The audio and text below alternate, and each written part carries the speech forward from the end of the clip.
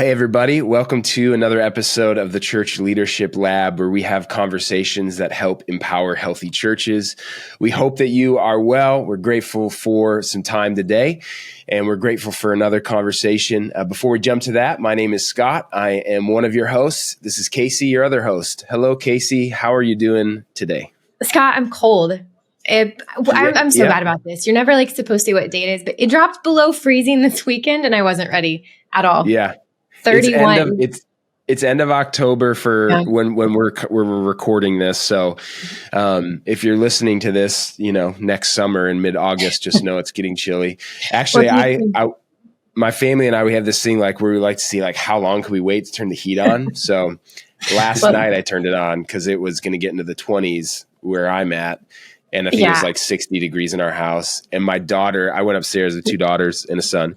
My daughters were like, "You turned the heat on." They celebrated. They were so happy. So. I always feel bad complaining about weather, knowing that whatever I have, you have it worse. But I'm just not used to it. So if you hear a whirring sound, it is the space heater warming my toes at the moment because I wasn't prepared emotionally or physically. So otherwise I'm great.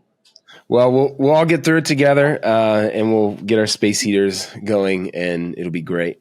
Well, we're super excited today to have a conversation with Jeremy Williamson. Jeremy is a story work coach at Restory Counseling with a focus on ministry leaders, men's issues, and couples. And after decades of experience leading in various ministry settings, Jeremy really has a passion about helping people come alive.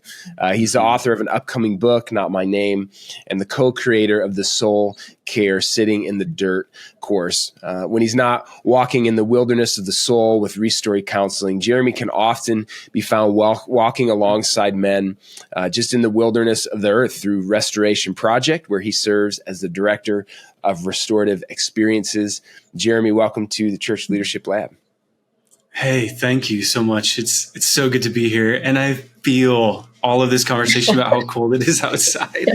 I'm kind of a nostalgic guy, and this is our first frost was last night here too. Okay. And I had put so much effort into the garden this year. And so last night, I was so dumb.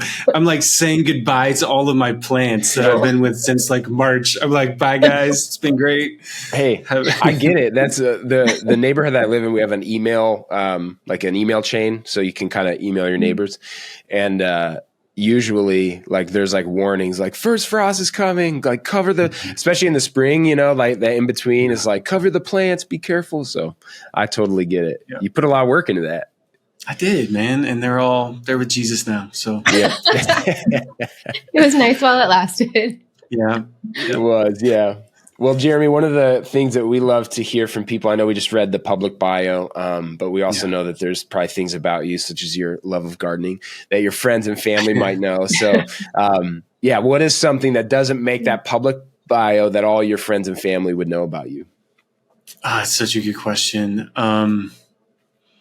There's a part of me, I joke, saying that the stork missed when he dropped me. I was born in Oregon on the West Coast of the United States. And for some reason, I feel so at home and alive in Latin America and around Latino people.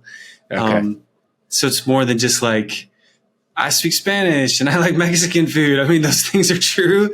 Yeah. But half my friends live south of the border somewhere in Latin America. And there's just a huge part of me that comes alive in that part of the world. So, yeah. That's awesome. I love that. So we'll be doing the rest of this interview in Spanish is what I just heard. Let's go. Be a very short interview. Yeah. If by we you meant Casey, you and Jeremy, then I got absolutely. Nothing. Yeah. I was hoping you had something, Scott. So, no. I took 4 years of Spanish in high school and it has slowly dissipated. I need to study up, but maybe for round 2. We'll circle back to that. Take some Duolingo.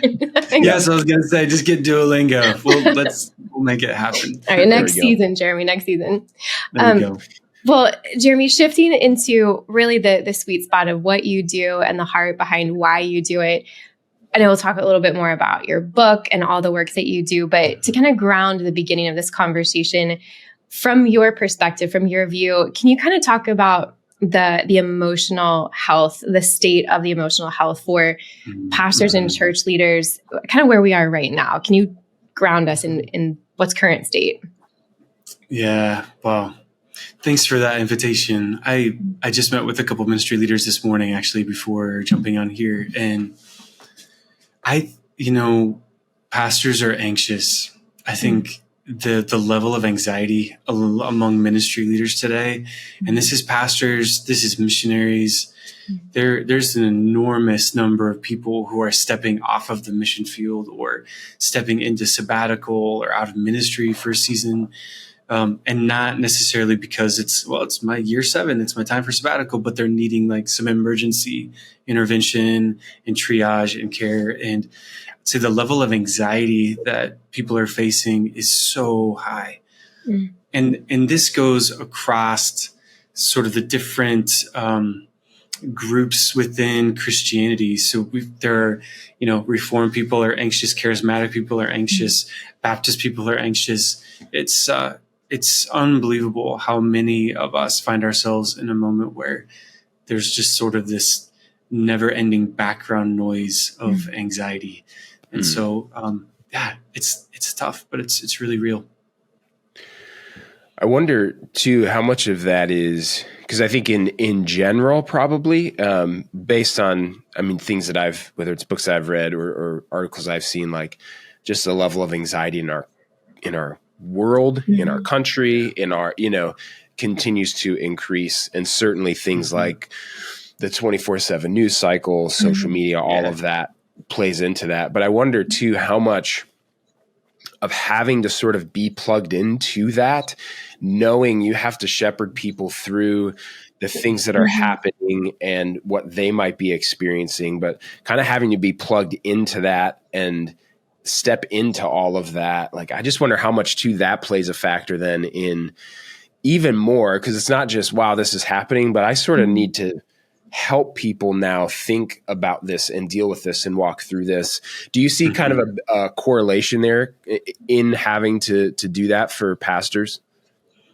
Yeah, for sure. So I think you're right on in saying that there are some environmental factors that play into this. I mean, the world has been crazy for the last 5 years plus. It's been so nuts, and social media and all of the never-ending news cycles, all of that. But there's something else, because anxiety is not a bad thing. Anxiety is a good function of our brains that help us understand that we may not have the resources to do what is required of us to survive right now. So what I need to do, what I need to get done in order to survive and to be well, it's either going to require everything I have, or maybe I don't quite have the resources for that. So I get this sense of like, oh crap, I need to do something right now.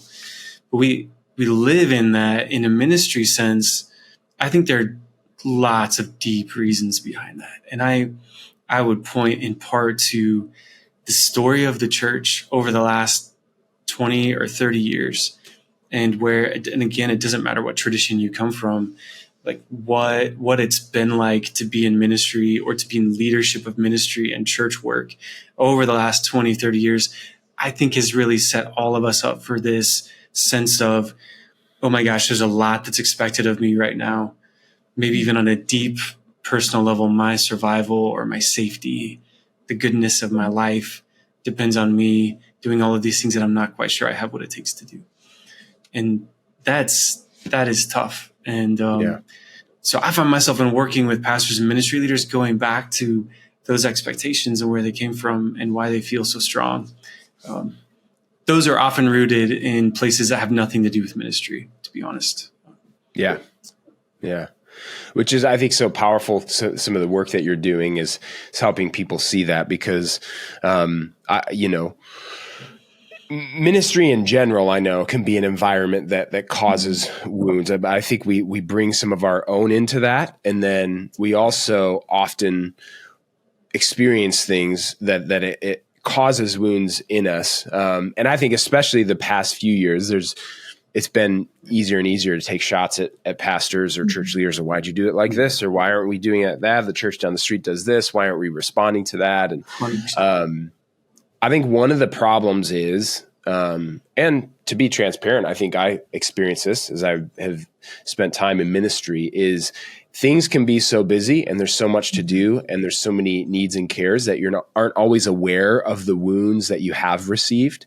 And not being aware, I think, can then cause all sorts of damage kind of along the way. So how can people do a better job of actually understanding maybe what's going on in their heart and getting a better awareness of those wounds to then hopefully step into healing? I think I would circle back to you with a question and say, why? Why do you think we don't? Why are we unaware of our wounds? Yeah. I think that's, I think we don't because, one, we don't have space to. And so in general, that is a type of work that we have to do. So it's not just, how am I take a walk one afternoon? That might be a part of it for somebody, but there's actually a lot of work that has to be done to do that. And so one, we don't have the space to. I think two, it's painful. And three, I think it is often that's just part of the job. Like that's just what it is, you know? That's kind of where I was going, Scott. And for me, it's like, do we have permission when you step into a ministry position or of any level of leadership in a ministry space? It's almost like an unspoken expectation that you have to be a little bit of Superman. So these things aren't allowed to hurt you, or you're not allowed to be hurt by them. You're supposed to have this extra layer of protection somehow. So I'm going to, yes, on that last one, do I feel permission to be wounded in the first place, to even acknowledge, all the way back to the original question, how do I have self-awareness? Well, do I feel like I'm allowed to be wounded in the first place? Because I stepped up to this higher calling. So am I even allowed to be hurt? Yeah. Oh, man. Are we close, Jeremy? What do you think? Well, I'm in genuine question. Honestly, I feel like leaning into the microphone a little bit and being like, hey, guys, listen, your church isn't here. So no one else is listening. It's just me and you. Let's stop the act for a minute. You're not actually Superman. And you know it, and I know it, and I don't need you to be Superman. Pastor, listening to this, you're not my pastor, and I don't need you to take care of me. So now we can get real. Yeah. There's probably a very old reason inside of you of why you being Superman works for you and why it works for the people around you. And that story of how you came to embody that persona, I'd be really interested in that, because it's kind of safe for you, because then you just get to be this guy who doesn't actually have needs. And then everyone else gets to consume you because you have never ending energy and power as Superman. And it's all pretend. And none of it's Jesus. None of it is the way of Jesus. None of it is the way that you were intended to live in the first place. And so I kind of want to be like, yo, bro, come here. Let's just be weak together for a second and be honest about the fact that and I think what I'm about to say is key to a lot of things, maybe even key to finding your way out of something like this, but you're actually just a son and you're actually just a daughter of God. And can you just be that? And just find yourself centered in that identity, not Superman or pastor or anything else, just son or daughter. Yeah. And I think the other thing too that I don't know, I don't think it's said often. I certainly don't think it's felt. I think that a lot of people in ministry need to be told it is not only okay, but it is needed for you to have boundaries and for you to have the freedom to say no and to say, I can't do that. I can't be there for that. No, I'm sorry. I'm not able to, maybe not even I'm sorry, but just, you know what I mean? Because that's the other piece I think and that's where sometimes we get to that point where it's like, I don't even have space or time or capacity because the Superman cape is heavy and I have to carry it. And so who's the easiest person to say no to? Usually ourselves. But Scott, I remember when I was a church planner and leading a church for the first time in my life, somebody telling me that I needed to create boundaries. I almost wanted to like flip them off or something. I'm so sorry for how crass that is, but I wanted to be like, you don't know what that could cost me. Yeah. Right. Because that almost makes my anxiety worse because and I love what you said. I think the boundaries are really important, but I just want to acknowledge that if we believe that it is okay with me because I please all the people and I'm keeping all the plates spinning and keeping all the people happy, and that's why I'm okay, and that you're telling me to stop doing that, that's terrifying. Yeah. If I believe that the only reason why I'm okay is because I'm keeping all the people happy. That makes sense? Yeah. So there's that deeper work for sure. I think that has to be done. And to be honest too, I think it's something that like, if I could line up, if we're talking to a specific pastor, if I could line up all the people at your church and say, hey, encourage boundaries, right? Encourage, because sometimes it can be that there's an environment that's created where it's like, I can't do that. Look at these people who will leave, or, this, whatever the consequence, whether it's real or perceived, that can be heavy as well. Man, there's so much. If we could kind of go all the way back to the beginning, it kind of feels like, and I don't mean to make assumptions, Jeremy, but it feels like you do a really good job of kind of pausing on, but why? But why? But what made you think that? Who told you that? Where did that belief come from? So almost answering the question with yet another question to help that person answer their own question.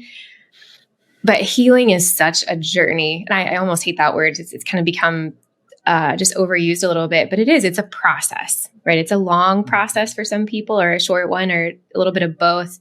But are there specific steps that we kind of overlook or we fast forward that you think are actually maybe the most critical part of that process that we should really pause and do a better job of saying, hey, don't fast forward through this one. This is a really critical part of this healing process that maybe, I don't know if it's just the speed at which we do life, that we just try to hit the fast forward button and get to the healing. But you would say, we are slowing down. We are not going to fast forward through this one.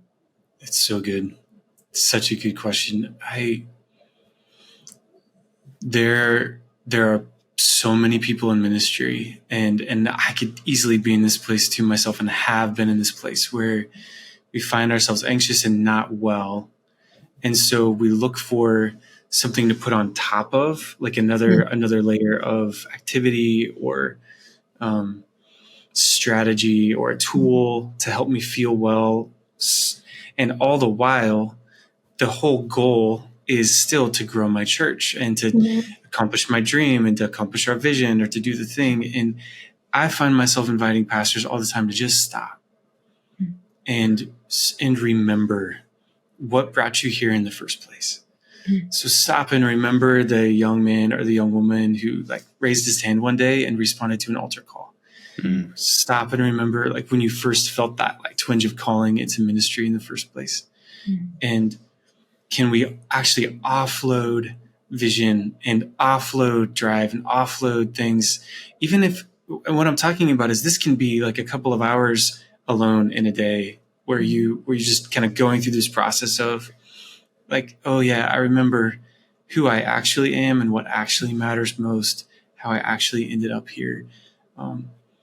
Because if, let's say that you lost a ministry or that the thing didn't work out, or you're one of like 9 out of 10 church planters whose church didn't make it and it doesn't happen. Is it still okay with you? Can you still be well at the end of the day? I mean, and the answer to that is yes. I'm still a son of God. I'm still like as dearly loved as I was before that.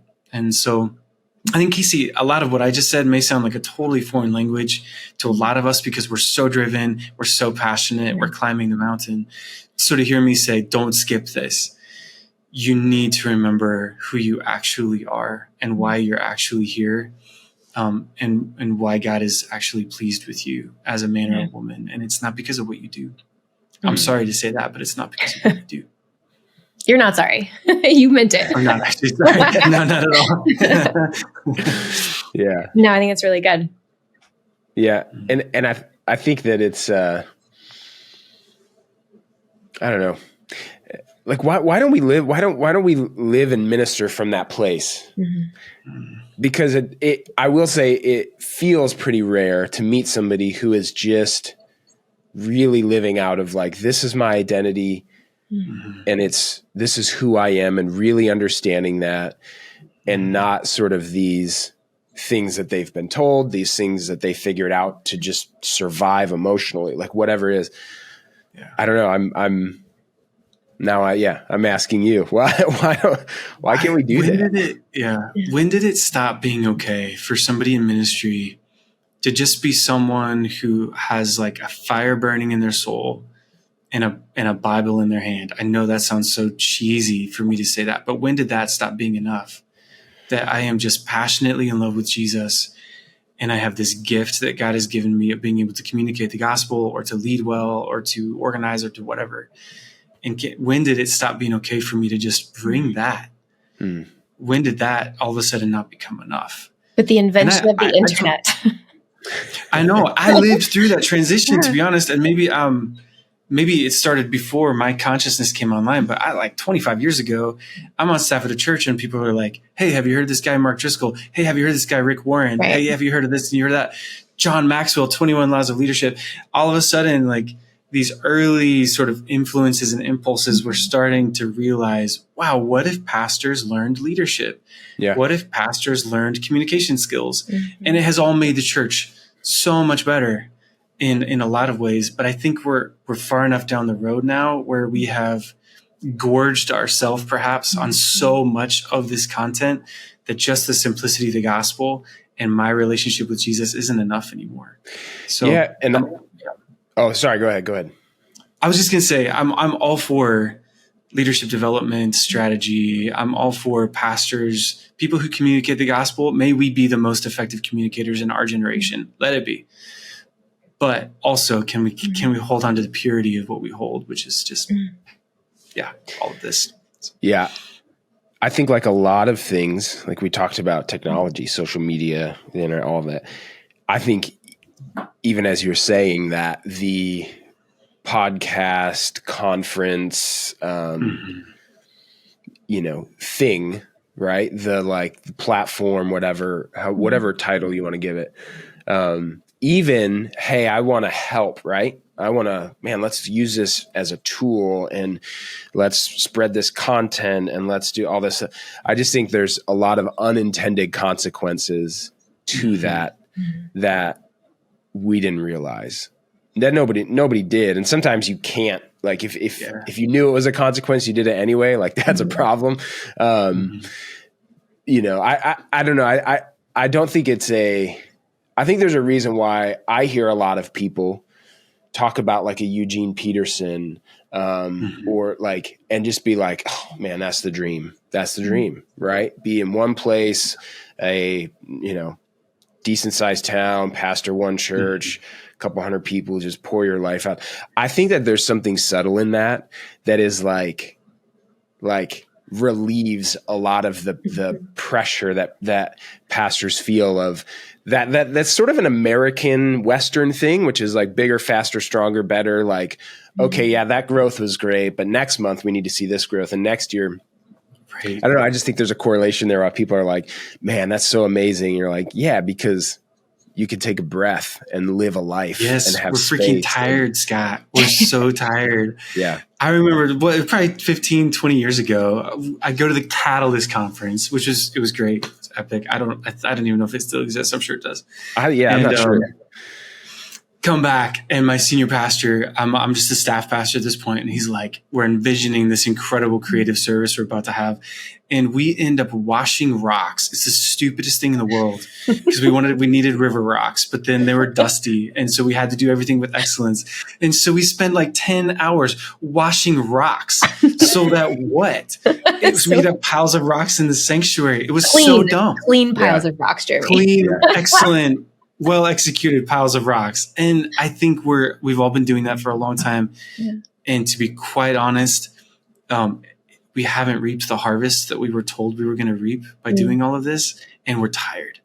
Yeah. And so Eugene Well Peterson's 200-member church sounds like a breath of fresh air. And maybe that's actually what we're supposed to be doing, some of us. Yeah. Well, I wonder if that kind of that pursuit of bigger, better, faster, stronger, combined with, again, I was halfway joking that the internet came and kind of ruined everything, because now we can see what everyone else is doing, which tells me what I'm not doing.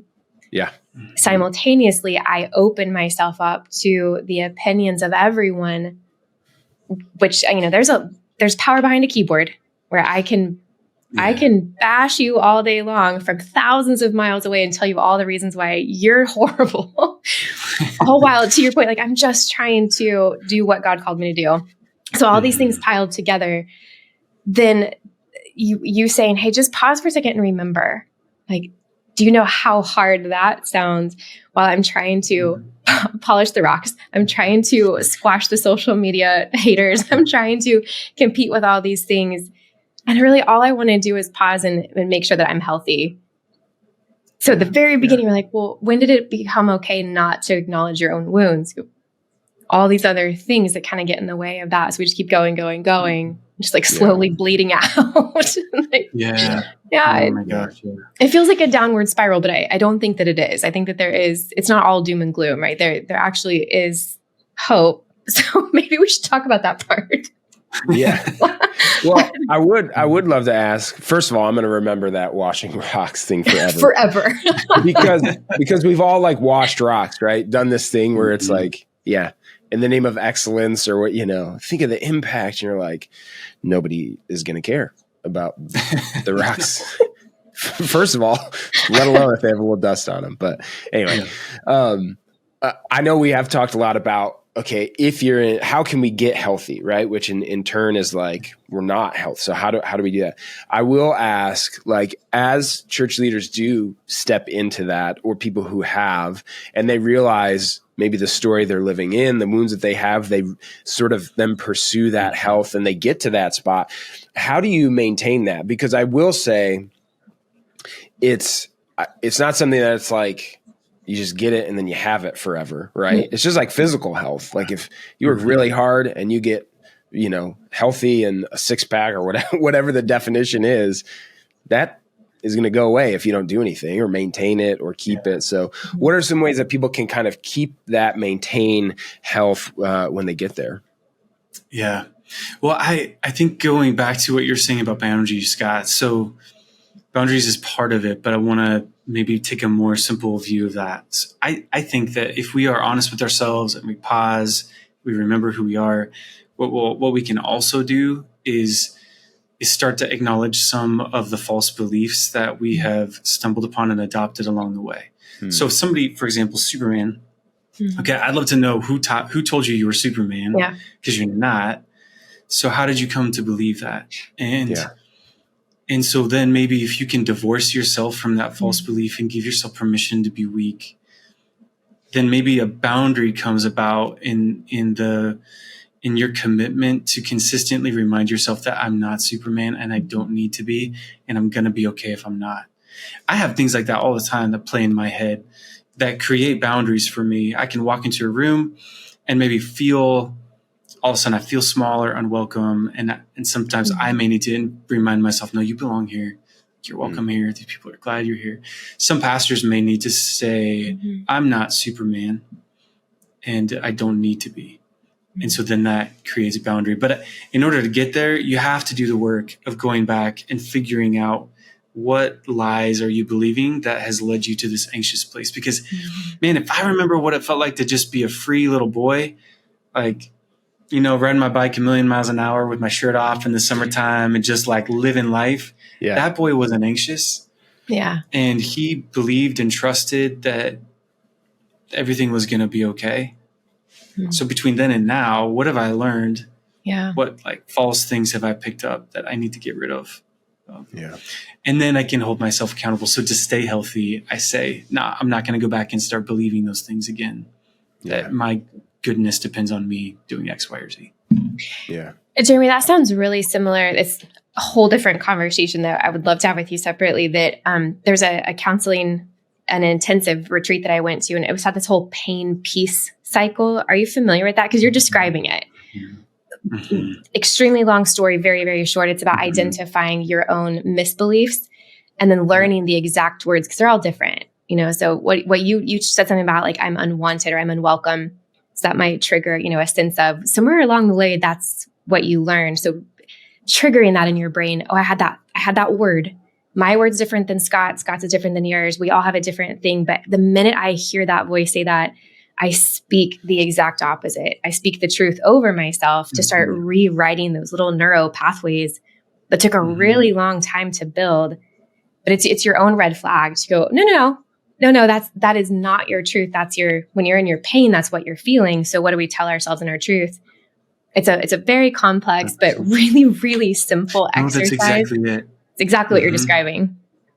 That's it. And you're exactly right. It's neural pathways. And it is also the way that evil works against us. Totally. Because if we think about Genesis chapter 3, evil convinced Adam and Eve that they had something to be ashamed of. Right. So they hid themselves.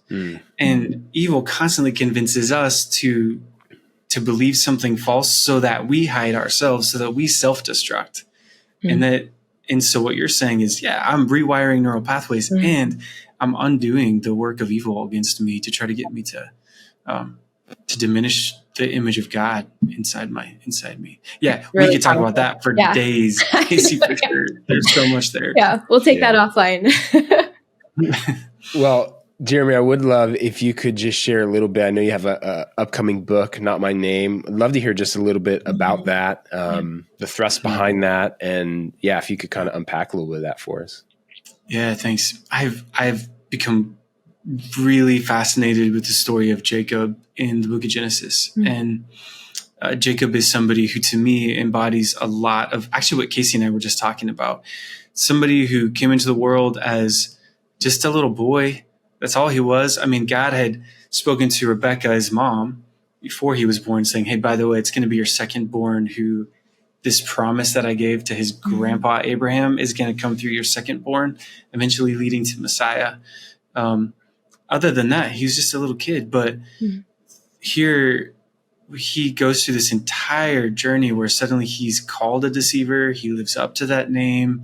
His dad likes his brother better. His mom is kind of consuming him. There's this whole microcosm that we can see in the life of Jacob of who he is, who he became, and in part because of his name. Yeah. So he was named Jacob. I'm not sure that was the name that God ever intended for him to have. And God tries to convince him of that. I mean, Jacob's wrestling with the angel. He thinks, I could go into this, and I do in the book, but he's like, man, Esau's coming. I saw this angel walk through the camp a few minutes ago. I'm going to do what he does, which is usurp, manipulate, take. It's the identity that he had taken on for himself. I'm going to usurp and manipulate and take a blessing from this supernatural being so that maybe I could survive this attack from my brother tomorrow. So he doesn't realize it's actually God he's wrestling with. And God says, dude, your name is not Jacob, you're Israel. And so there's that whole encounter. The very next chapter, the scripture goes right back to referring to him as Jacob, just like me and you are calling him Jacob. That's what his name is, Jacob.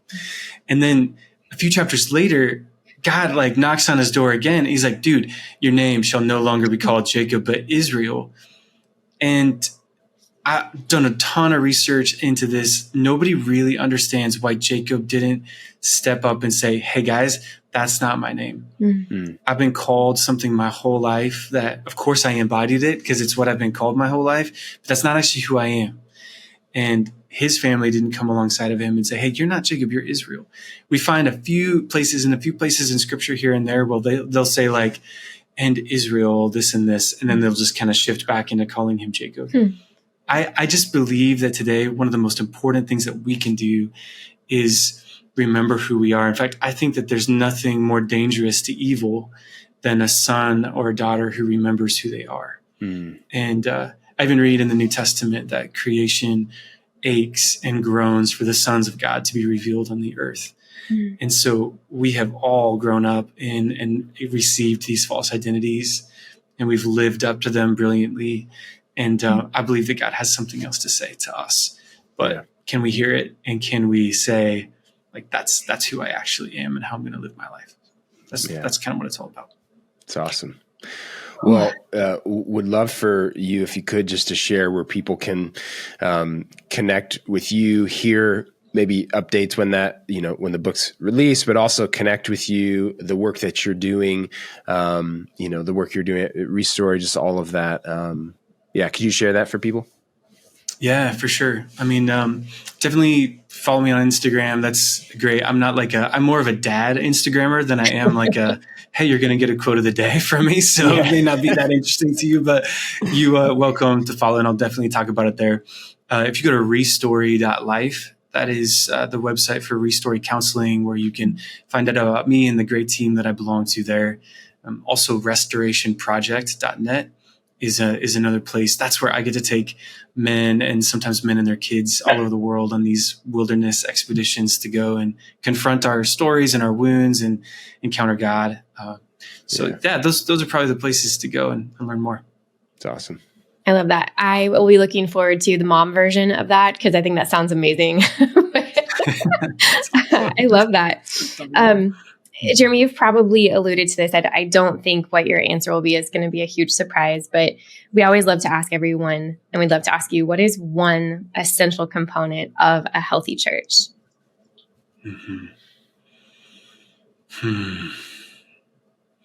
I think the most essential component of a healthy church is leaders who are at rest in their identity as sons and daughters. And who don't need to strive beyond that. Yeah, that is powerful for sure. And love the conversation today, and hope that it gives people steps to get to that, because I think that's spot on. Well, we do like to close with something we call our final five, a little more rapid fire questions coming your way. So I'm going to kick that off. What's one book that you'd recommend to church leaders? I think based on our conversation today, there's so many books that would be good. I got like a whole litany of like counseling and theology versus meets psychology kind of books. There's a ton of those that are great. Body Keeps a Score, Dan Allender stuff. There's a lot of great stuff. But since we're talking about being a son or a daughter and not being a better fill in the blank, I see almost anything by Brennan Manning. I'd say Furious Longing of God or Abba's Child. Some of you, it's going to screw with your theology and you're going to hate some of it. But others of you, it's going to be just a really sweet reminder that you're a son or a daughter. So Abba's Child or Furious Longing of God. Love it. I like the challenge of that. Screw with your theology. Like, I'm going to take everything you know and then just toast it. I love that. Probably not that bad. So Brennan Manning was a Catholic priest, turned like alcoholic, turned guy who really understood grace. And man, he writes so sweetly. No, I love it. I've read some Brennan Manning, and would highly recommend. All right, Jeremy, number 2, what is the last thing that you listened to? This podcast. No, I'm joking. That's fair. Little plug. Interview prep. I like it. No, probably. So these days for me, it's like background music. Is so probably like a Spotify instrumental playlist. That's so boring. Yeah, that's right. The Spotify Deep Focus. I listen to that often. I actually think that's what it was. I'm not going to lie. I can tell you right now. It's good. Either like quiet piano or Deep Focus. So it was one of those. Yeah, I'm super thankful to whoever curated those lists, because they've been helping me sleep. So I'm not kidding. All right. Yeah. This is a little bit of a trick question. Favorite piece of technology you cannot name your cell phone? I don't own a lot. I'd say my iPad is probably like stuck to my hip. It's my Kindle and my note taker in my life. Nice. So maybe that. That's fair. That's not very exciting, but I love my iPad. That's all right. Okay, number 4, what is a quote or piece of advice that has really stuck with you throughout the years? I'm going to go with something a friend of mine, her name is Tracy Johnson, brilliant person who works in the same kind of space that I do. She taught me this phrase and we joke about it all the time. Your offense is not my responsibility. Ooh. So I'll stick with let that one. Breathe. Not let that breathe right there, my friend. Like, you know what? Your offense is not actually my responsibility. So I love many other that. Good ones, but I like that one. Put that on a t-shirt and drop it in your merch store right now. Yeah. I like it. All right, last one. What's one thing that you'd like to communicate to our audience of church leaders?